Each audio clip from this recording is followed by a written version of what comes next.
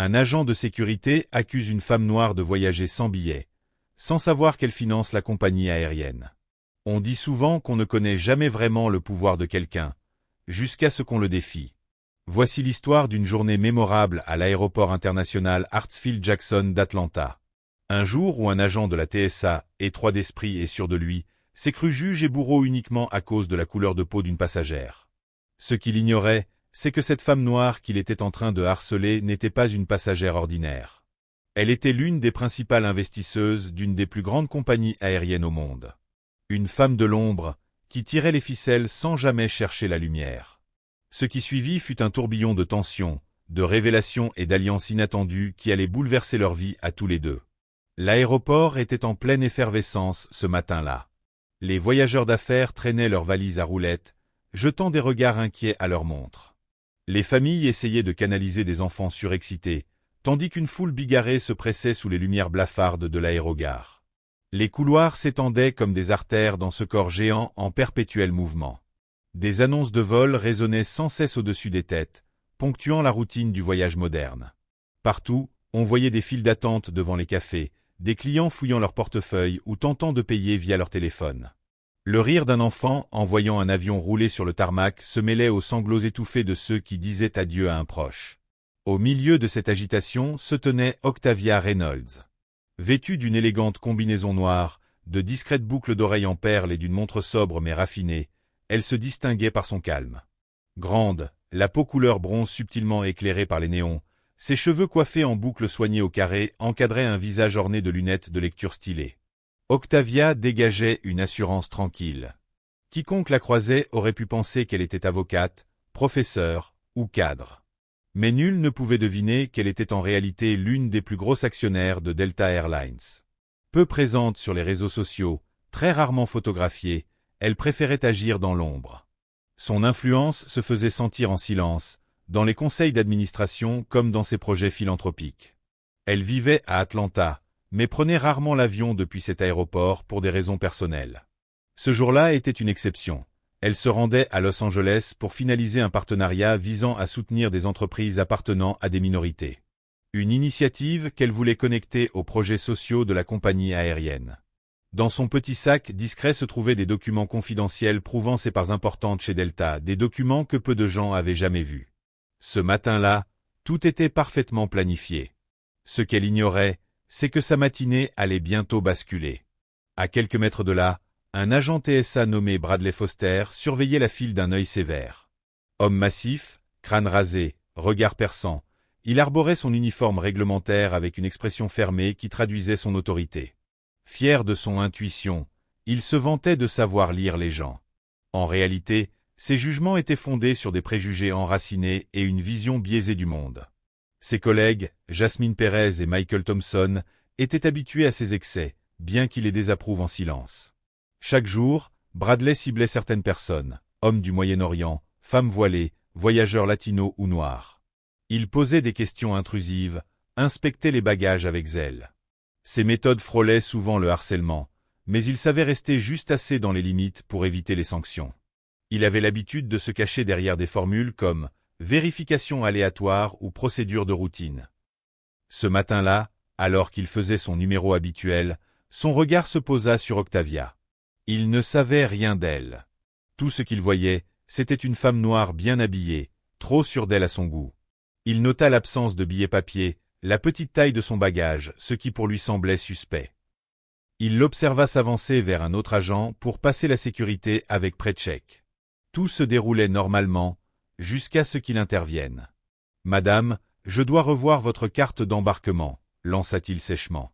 Octavia, légèrement surprise, répondit calmement et tendit son téléphone avec le billet électronique affiché.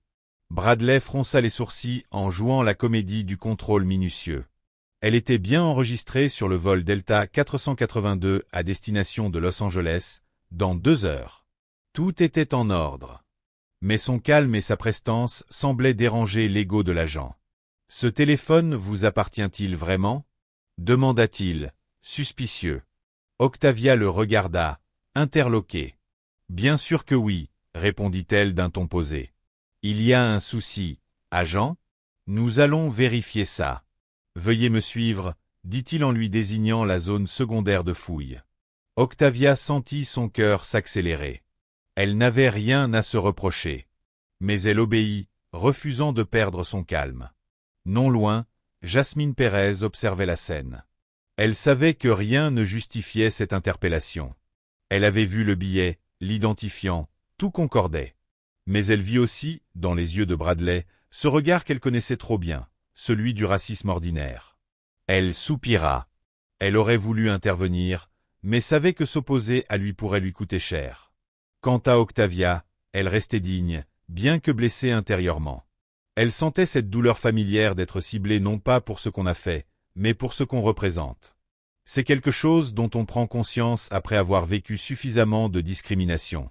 Mais ce n'était que le début. Octavia était loin d'imaginer que tout allait rapidement devenir plus intense, et surtout, beaucoup plus choquant avant même que la matinée ne soit terminée. Dans les instants qui allaient suivre, des événements allaient se dérouler, remettant en question l'intégralité du système en place dans l'un des aéroports les plus fréquentés au monde. Ironiquement, tout cela allait aussi mettre en lumière le rôle incroyable qu'Octavia jouait en coulisses, non seulement chez Delta, mais également dans plusieurs projets philanthropiques visant à rétablir l'équité pour les personnes marginalisées.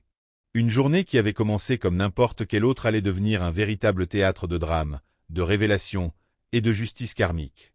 Octavia restait debout, légèrement en retrait, affichant une posture faussement calme tandis que Bradley sortait de sa poche un petit appareil, un scanner portatif relié au système interne de vérification de la TSA. Il le manipulait avec lenteur, comme s'il tentait de résoudre un casse-tête dont lui seul connaissait les pièces manquantes. Il alternait entre l'écran et Octavia, comme s'il cherchait à découvrir un détail invisible. La file de sécurité continuait d'avancer lentement, dans un brouhaha de voyageurs fatigués. Une mère tentait de calmer son enfant en pleurs. Un groupe d'adolescents en maillots identiques plaisantait à propos d'un tournoi sportif à venir. Non loin de là, un couple âgé demandait des directions avec un fort accent du Sud. Bradley se racla la gorge. « Le système ne trouve pas votre carte d'embarquement à votre nom », déclara-t-il à haute voix, attirant aussitôt l'attention des personnes autour. Cette déclaration fit immédiatement sonner l'alarme dans la tête d'Octavia. Elle savait que c'était impossible. Quelques instants plus tôt, le même système avait bel et bien validé son pass. Sa réservation était active. Elle avait utilisé l'application officielle de Delta pour l'afficher. Quelque chose clochait. Elle lutta pour garder une voix posée. « Officier, votre collègue a vérifié mon pass il y a 2 minutes. » Elle désigna Jasmine Pérez, qui observait la scène avec inquiétude. « Je ne comprends pas pourquoi ça ne fonctionne plus maintenant. » Bradley soutint son regard, une lueur de satisfaction mal dissimulée dans les yeux, comme s'il se délectait de l'escalade de la situation. « Eh bien, mademoiselle Reynolds, le système affirme ne pas trouver de vol réservé à votre nom, ni avec ce numéro de confirmation. Êtes-vous certaine d'avoir les bons détails de vol ?» Sa voix était empreinte de condescendance. L'implication était claire. Peut-être qu'elle n'avait tout simplement pas sa place ici. Autour d'eux, certains passagers jetaient des coups d'œil furtifs. Quelques-uns observaient avec curiosité, d'autres étaient pressés d'en finir avec les contrôles. Mais plusieurs semblaient mal à l'aise en voyant un agent de sécurité hausser le ton face à une femme noire qui, elle, restait parfaitement calme. La tension se propageait comme des ondes à la surface de l'eau. Octavia inspira profondément. « Oui, je suis certaine. J'ai réservé avec Delta Airlines. S'il y a eu un changement, c'est probablement une erreur technique. » Elle le fixa, son regard ferme. « J'aimerais que cela soit vérifié rapidement. Mon vol est dans 2 heures. » Bradley plissa les yeux, croisant les bras dans une posture autoritaire. « Nous allons devoir effectuer une vérification manuelle. En attendant, veuillez entrer dans la salle de fouille privée. Je vais devoir inspecter vos affaires et vérifier votre identité. Procédure standard, vous comprenez ?» Sa dernière phrase, teintée d'ironie, sonna comme une provocation. Il indiqua du menton une petite salle sans fenêtre, adjacente à la zone principale. À l'intérieur, les néons clignotaient légèrement, rendant l'atmosphère déjà exiguë encore plus oppressante. Octavia jeta un regard à la pièce. Une partie d'elle voulait simplement quitter les lieux, appeler un supérieur ou joindre son contact personnel chez Delta, un cadre placé qui aurait réglé le malentendu en quelques secondes. Mais une autre partie, fatiguée de devoir fuir chaque manifestation de préjugés, décida de coopérer. Peut-être pourrait-elle, cette fois, rassembler des preuves sur la façon dont certains voyageurs, notamment ceux de couleur, étaient traités. Après tout, elle n'était pas une passagère ordinaire. C'est justement pour cette raison qu'elle avait tant investi dans l'équité aérienne. Elle avait trop souvent été confrontée à la discrimination dans les aéroports, mais aujourd'hui, elle avait les moyens d'agir pour changer les choses. Elle acquiesça donc. « Très bien. Résolvons cela, » répondit-elle, d'une voix posée mais ferme. Le trajet jusqu'à la salle sembla interminable. Les têtes se tournaient sur leur passage. Une fois à l'intérieur, Octavia posa son sac à main sur la table. Bradley, ganté, l'ouvrit et commença à fouiller. Des vêtements soigneusement pliés, un ordinateur portable, une trousse de toilette, puis une fine chemise cartonnée. Il l'ouvrit, parcourant des pages de documents officiels. En réalité, il s'agissait des dossiers relatifs à ses investissements et à ses actions philanthropiques, dont plusieurs liés à Delta. On dirait des documents officiels, lança Bradley en haussant un sourcil. Il n'était pas sûr de ce qu'il avait entre les mains. L'en-tête indiquait « Conseil d'administration de Delta Airlines Affaires corporatives » et des pages mentionnaient des montants conséquents. Le nom d'Octavia y figurait en relief, désignant son poste d'investisseuse principale. La confusion de Bradley était évidente. Il n'avait jamais vu de tels documents et ne savait pas comment réagir. Pourtant, il refusa de céder. « Vous devriez peut-être m'expliquer ce que c'est, mademoiselle Reynolds. » Intérieurement, Octavia soupira. Elle n'avait pas prévu d'exposer ce type d'informations à un simple agent de la TSA. C'était confidentiel. Mais elle comprit qu'il n'y avait plus de raison de se cacher. Il valait mieux être clair. Ce sont des documents prouvant mes parts d'investissement chez Delta Airlines et d'autres entreprises. Je suis une investisseuse majeure. Ces relevés sont personnels. Je me rendais à Los Angeles pour une réunion d'affaires. Sa voix était maîtrisée, choisissant ses mots avec soin. Bradley lui lança un regard sceptique. Une investisseuse majeure, vraiment? Donc vous prétendez avoir des parts dans Delta? Le sarcasme était à son comble, comme s'il venait d'entendre la blague du siècle. Je suis désolé, mais je vois souvent de faux documents dans ce métier. Les gens essaient toutes sortes de combines. Octavia resta calme, bien que la colère monte en elle. Ces documents ne sont pas des faux. Si vous souhaitez appeler la compagnie aérienne ou demander à un superviseur de les contacter, ils pourront vous confirmer la véracité de tout cela. Bradley eut un rire froid. « Oh, je vais faire des appels, c'est certain. Parce qu'en ce moment, mademoiselle Reynolds, le système dit que vous n'êtes enregistré sur aucun vol. Encore moins un vol Delta. Donc à moins que vous puissiez prouver le contraire, cela pourrait s'apparenter à une tentative de fraude. » Il venait de franchir une ligne. L'accusation avait désormais une connotation légale. Jasmine Pérez apparut à la porte, visiblement tendue. Elle avait entendu l'échange et se sentit obligée d'intervenir. « Brad, je peux te parler une minute ?» demanda-t-elle d'une voix discrète. Bradley, agacé, sortit de la pièce, laissant Octavia seule avec ses affaires éparpillées. Dans le couloir, Jasmine baissa le ton. « Écoute, j'ai revérifié ces informations. Tout correspondait tout à l'heure. Ce n'est pas comme si elle s'était présentée sans réservation. Je pense qu'il y a un bug dans le système, ou bien tu as mal saisi quelque chose. Laisse-moi juste revérifier les données de sa carte d'embarquement, d'accord ?» Bradley serra les mâchoires. « Jazz, je sais ce que j'ai vu. Le système ne l'a pas reconnue. Et puis elle agit comme si elle était une grande investisseuse. Tu ne trouves pas ça un peu louche ?» Jasmine soupira. « Je n'ignore pas les signaux d'alerte. Mais on ne peut pas la retenir juste parce que tu la trouves suspecte. Au moins, laissez-moi faire une seconde vérification. C'est la procédure standard, de toute façon. » Bradley grimaça. « Très bien, mais elle ne quitte pas cette pièce tant que je n'ai pas tout confirmé. Nous avons un protocole pour ce genre de situation. » Sur ces mots, il retourna à l'intérieur d'un pas lourd, pendant que Jasmine partait à la recherche d'un terminal disponible pour effectuer une vérification plus approfondie. Seule à nouveau dans la petite salle d'inspection, Octavia tenta de rester calme, bien que son pouls s'accélérât. L'incident prenait une ampleur inquiétante. Elle avait été témoin de situations similaires se transformer en cauchemars, en particulier pour les personnes de couleur, lorsqu'elle faisait face à des agents zélés, empreints de préjugés. Elle s'était toujours imaginé lutter contre ces injustices de manière structurée et méthodique. Ironie du sort, la voilà au cœur même de ce qu'elle avait cherché à déconstruire. Bradley reprit ses fouilles, davantage pour affirmer son autorité que par réelle suspicion. Il marmonnait des questions sur des objets du quotidien tout en griffonnant sur un formulaire. « Où avez-vous obtenu cet ordinateur portable » demanda-t-il à un moment. « Quand avez-vous voyagé pour la dernière fois à l'étranger » Il la bombardait de questions sur ses déplacements, répétant parfois les mêmes. S'il pensait pouvoir l'intimider, il se trompait lourdement. Octavia répondit calmement, sans broncher. Après de longues minutes, Jasmine revint. Elle jeta un regard mesuré à Bradley. « J'ai pu joindre un agent à la porte d'embarquement de Delta, » dit-elle. Ils m'ont confirmé qu'il y avait effectivement un dysfonctionnement dans leur système.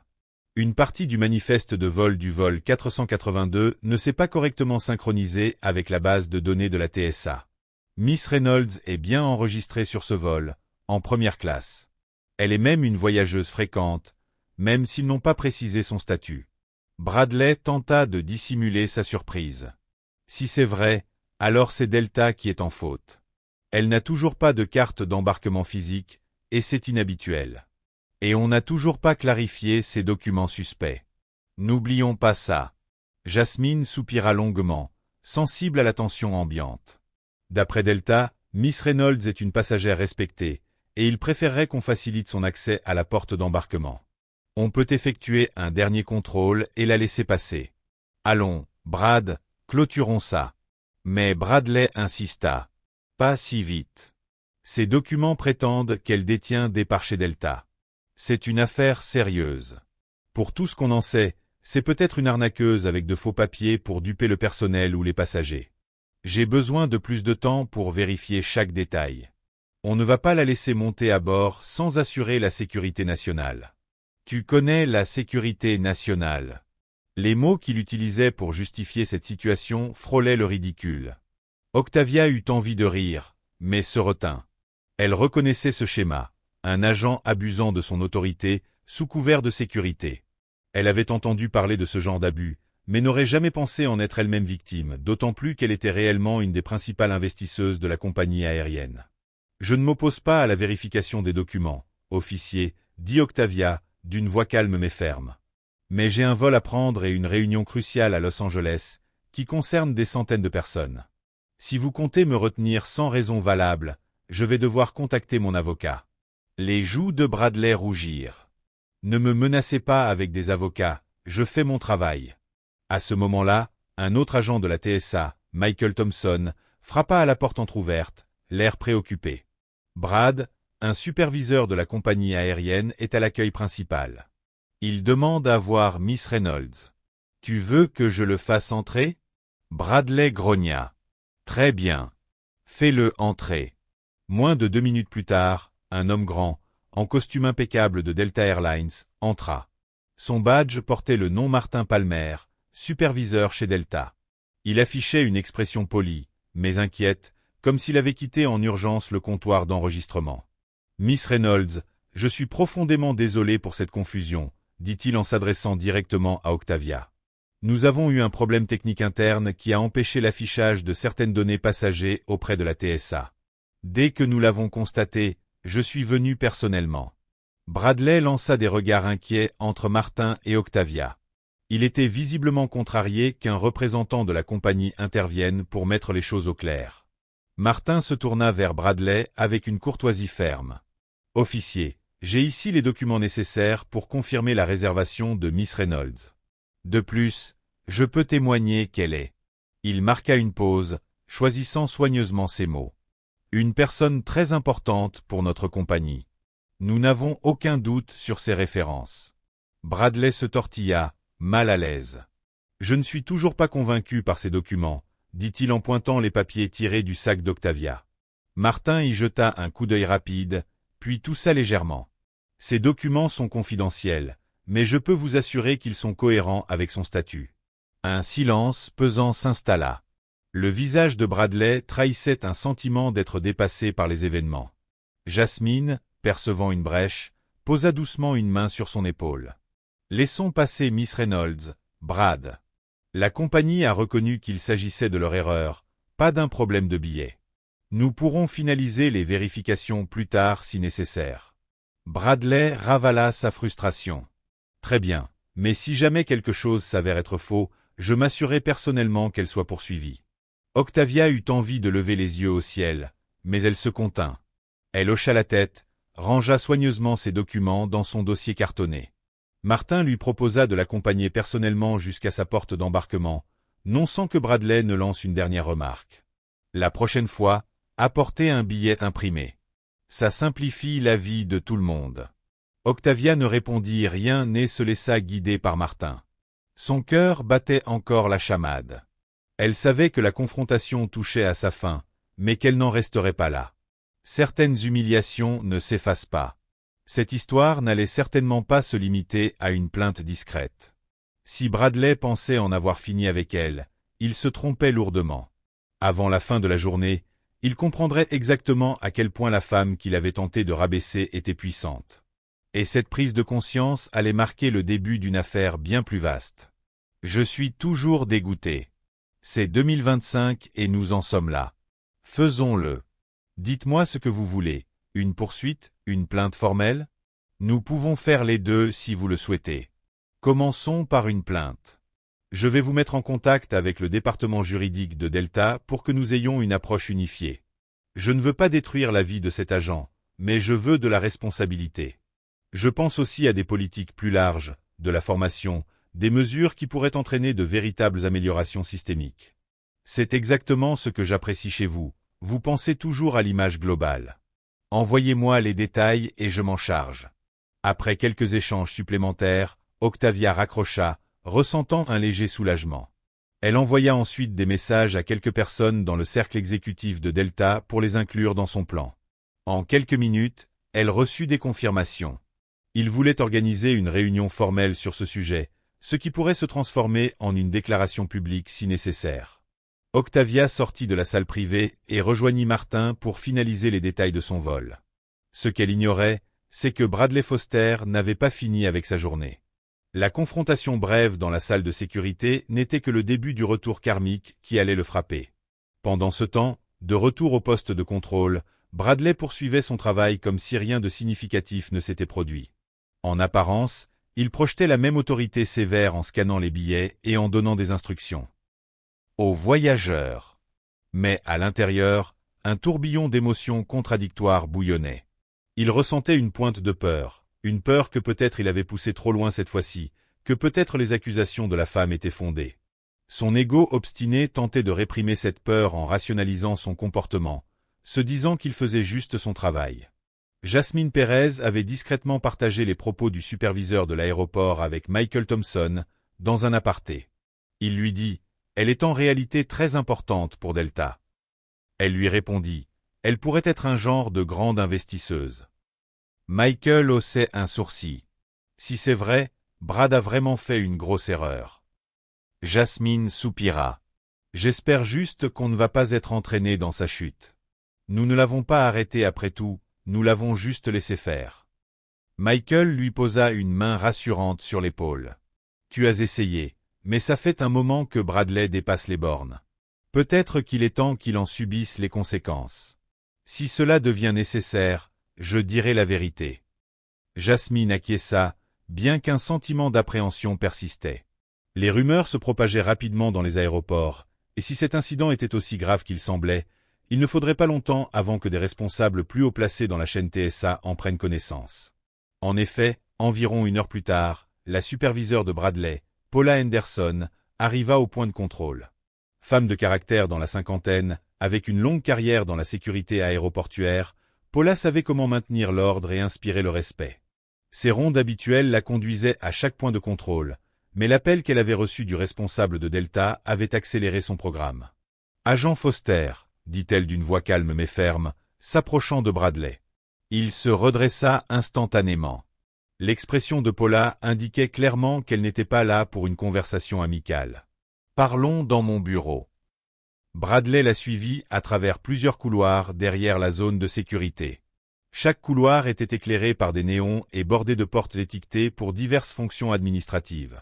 Le bureau de Paula était petit mais bien rangé, avec juste un bureau, 2 chaises et un classeur. Elle s'assit et lui fit signe de faire de même. « Je viens de parler avec le responsable de Delta », commença Paula, sa voix calme mais avec un ton tranchant. « Ils m'ont informé d'un incident qui a eu lieu ce matin, impliquant une passagère nommée Octavia Reynolds. » Bradley avala difficilement sa salive. « Oui, madame. Je faisais juste mon travail. Il y a eu un problème technique. » Paula leva la main pour l'interrompre. « Je connais le problème technique. Une partie du manifeste des vols ne s'est pas synchronisée correctement. Ce n'est pas le cœur du problème ici. » Elle croisa les mains sur le bureau. « Delta est extrêmement préoccupé par la façon dont vous avez traité cette passagère. Ils affirment que vous avez agi de manière non professionnelle et l'avez injustement ciblée, refusant d'écouter même lorsque votre collègue a tenté de corriger l'erreur. » Bradley ouvrit la bouche pour se défendre, mais Paula poursuivit. « J'ai aussi reçu un appel d'un des représentants juridiques de Madame Reynolds.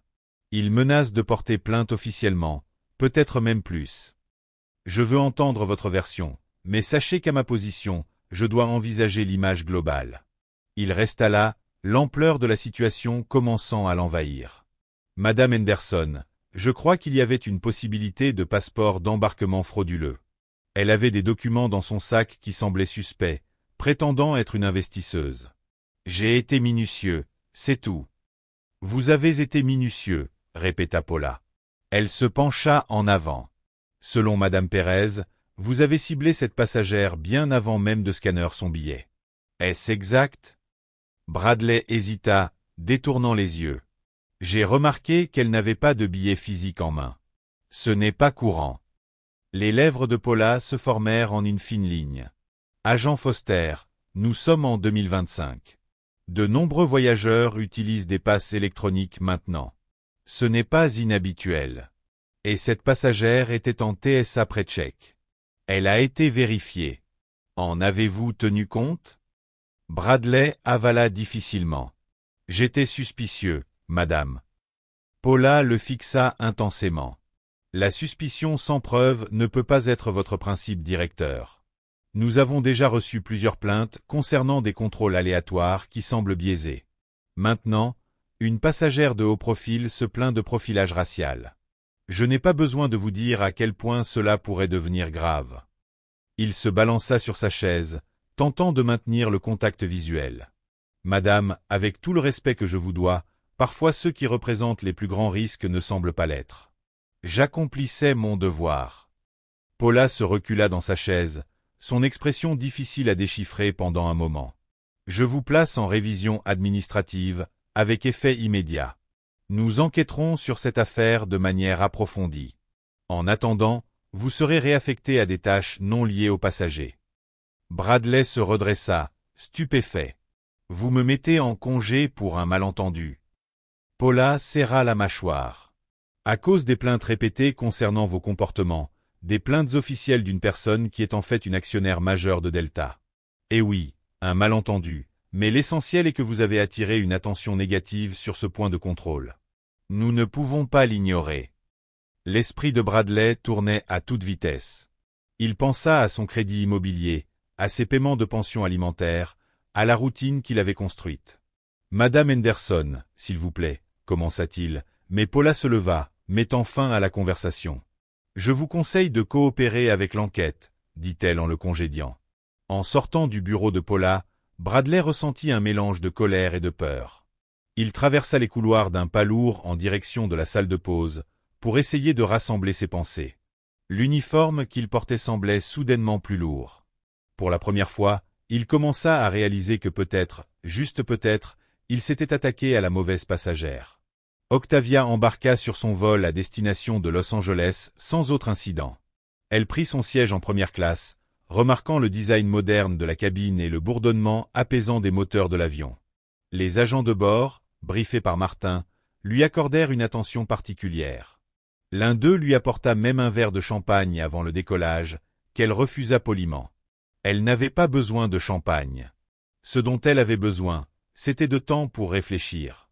Alors que l'avion roulait sur la piste, son téléphone vibra une dernière fois avec un message de Tasha. « J'ai bien reçu tes détails. » Nous allons coordonner avec le service juridique de Delta. Bon vol. C'est plus grand que ce que nous pensions. Beaucoup de gens à la TSA pourraient être complices. Octavia éteignit son téléphone, s'installa dans son siège et regarda par le hublot. Elle comprenait que ses problèmes étaient profonds. Il ne fallait pas se contenter de cibler Bradley Foster.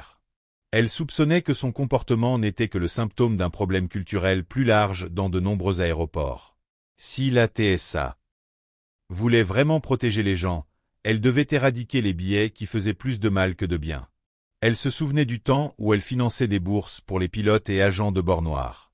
Peut-être que la prochaine étape serait de se concentrer sur des programmes de formation pour le personnel de sécurité des aéroports, afin de garantir la responsabilité. Si elle pouvait tirer parti de sa position d'actionnaire importante chez Delta et de ses autres connexions, un vrai changement pourrait être possible. Quelques heures plus tard, l'avion atterrit à LAX et Octavia se dirigea vers un SUV noir qui l'attendait, organisé par la compagnie aérienne. Elle avait une réunion cet après-midi-là avec des investisseurs potentiels pour un nouveau projet philanthropique. D'habitude, elle aurait été entièrement concentrée sur son argumentaire, mais aujourd'hui, une partie de son esprit restait à Atlanta, rejoignant sa rencontre avec Bradley. Elle jura d'utiliser l'énergie de cette colère pour alimenter quelque chose de constructif. Pendant ce temps, à Hartsfield-Jackson, les événements s'accéléraient. Pendant le déjeuner, Jasmine Perez était assise avec Michael Thompson dans la cafétéria, au milieu du faible brouhaha des employés de la TSA autour d'eux. « Tu as entendu que Bradley a été réaffecté » demanda-t-elle à voix basse en remuant son café. Michael hocha la tête. « Ouais, j'ai entendu dire que Paula lui avait passé un sacré savon. Il est furieux. » Il se pencha vers elle, le visage sombre. « Écoute, je sais que ce n'est pas facile pour nous de parler, mais c'était nécessaire. Tu as vu comment il traite les gens. » Jasmine jeta un coup d'œil autour d'elle pour s'assurer que personne n'écoutait. Ce n'est pas que lui. Certains supérieurs ferment les yeux sur ses comportements. On a des journaux de données qui montrent à quelle fréquence certains agents sélectionnent au hasard des personnes de couleur. Mais personne ne veut ouvrir cette boîte de Pandore. Michael tapota nerveusement la table du bout des doigts. Peut-être qu'ils vont devoir le faire maintenant. Si Miss Reynolds est aussi influente qu'on le dit, ça pourrait apporter un vrai examen. Je le pense aussi, dit Jasmine avec un léger sourire. Mais j'ai peur des représailles. Si on m'appelle à témoigner ou à faire une déclaration, je ne mentirai pas. Mais Bradley a des amis dans l'agence. Ça pourrait devenir compliqué. Michael hocha la tête, comprenant son malaise. On se soutiendra. Ailleurs dans l'aéroport, Paula Henderson était au téléphone avec le responsable de station de Delta et un directeur régional de la TSA, discutant de l'incident. Elle avançait en terrain miné. D'un côté, elle devait protéger son agence et la réputation de l'aéroport.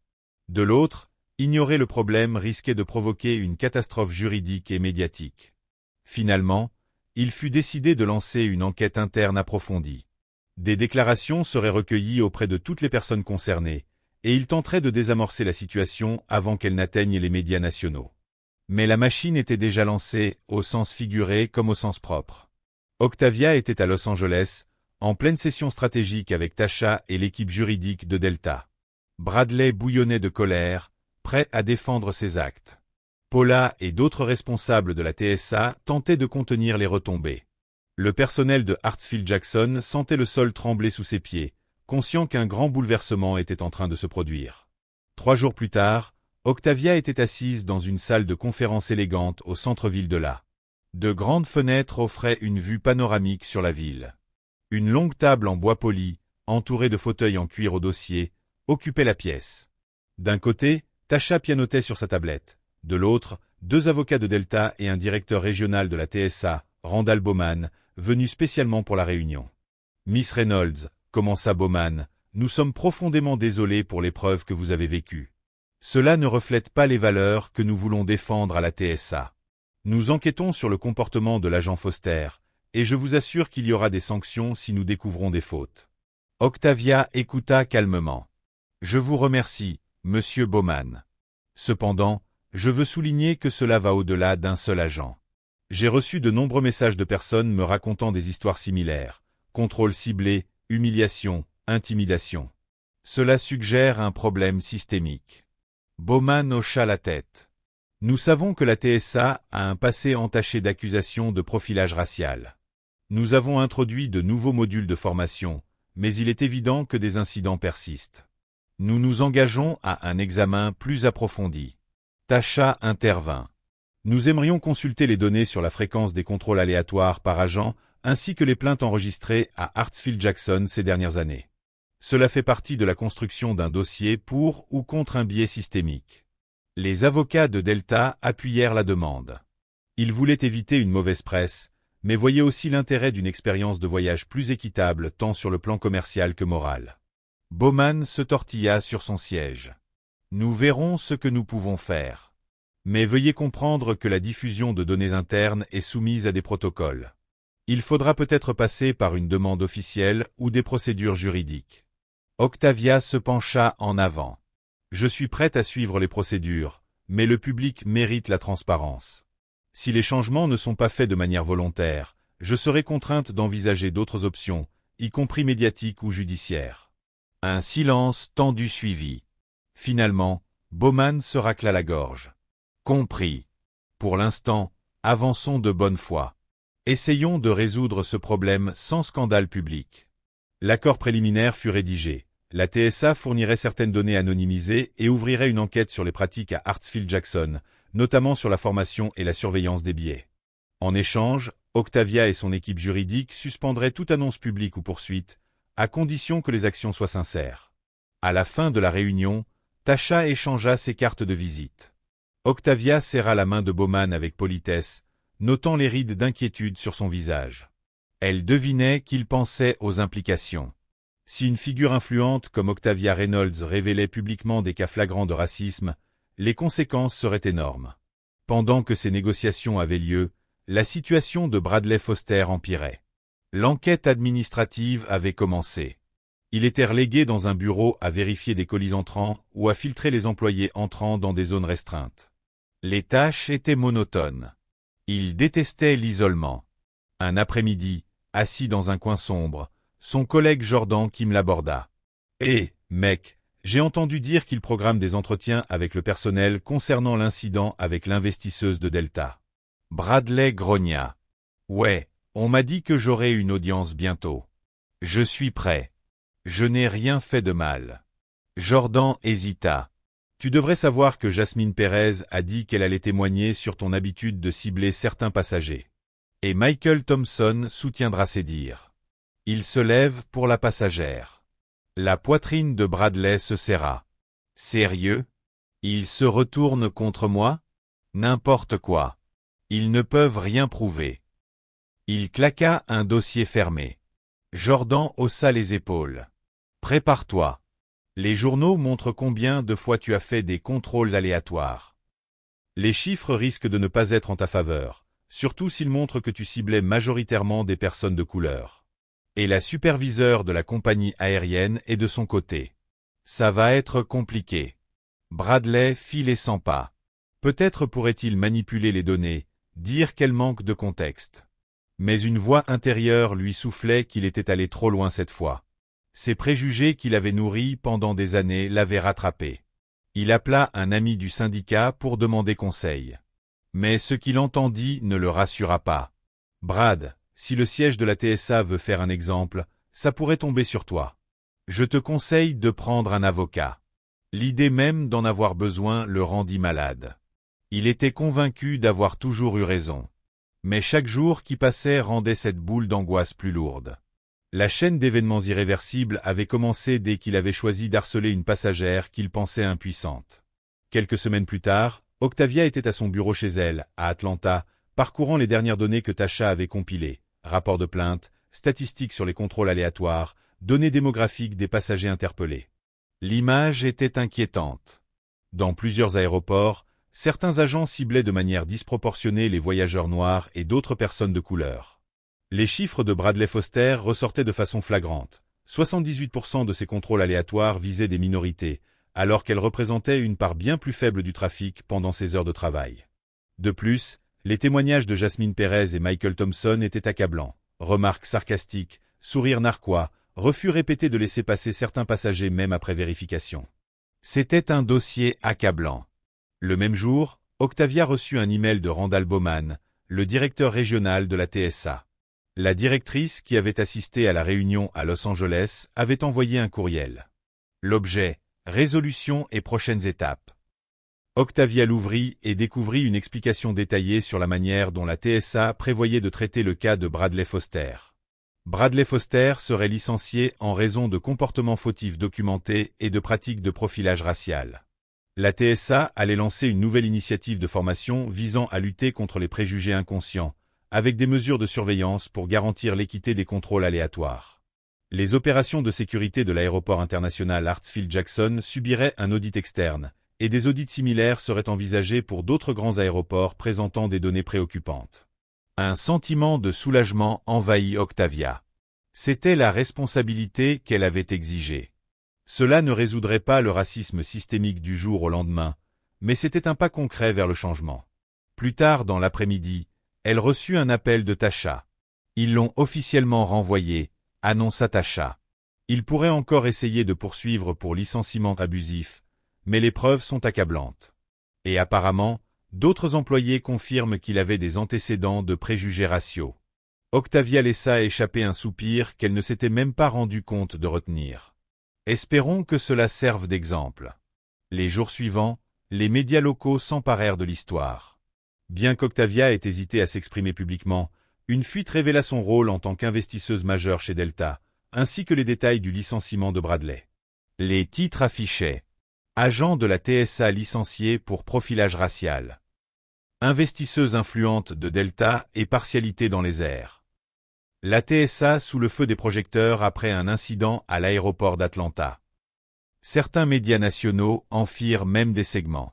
Peu habituée à la lumière médiatique, Octavia accepta de participer à une interview soigneusement encadrée, mettant l'accent sur les enjeux collectifs plutôt que son expérience personnelle. Un lundi matin lumineux, elle était assise face à un journaliste d'une chaîne locale, en direct.